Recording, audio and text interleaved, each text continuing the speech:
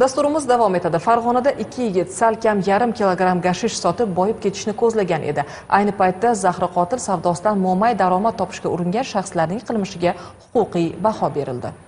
Farg'ona tumanida yashovchi 2 nafar tengdoshlar o'zaro oldindan jinoiy til biriktirib, bir guruh bo'lib, ko'p miqdordagi giyohvandlik vositasini sotish rejasini tuzadilar. Xo'sh, ularning rejalari qay darajada amalga oshdi?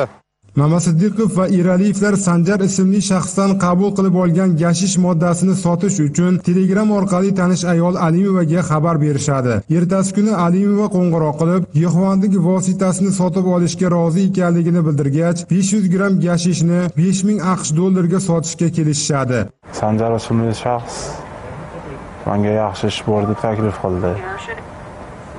Men so'raganimda bu narsani sotishni taklif qildi.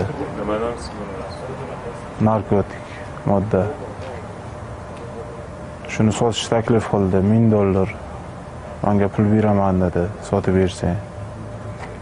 O'rtog'im bor tanishim, sotishga harakat qildim.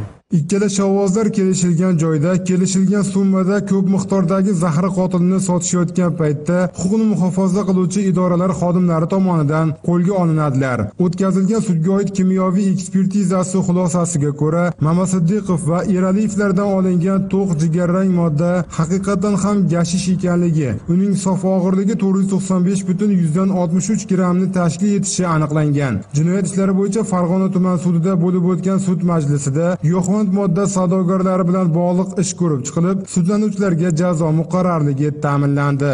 Sudlanuvchilar Mamasiddiqov hamda Eraliyevlar O'zbekiston Respublikasi Jinoyat kodeksining 273 moddasi 5-qismi bilan aybli topilib, ularning har biriga nisbatan 10 yil muddatga ozodlikdan mahrum qilish jazosi tayinlandi. Sudlanuvchilardan olingan 495 gramm gash giyohvand moddasi yo'q qilish belgilandi.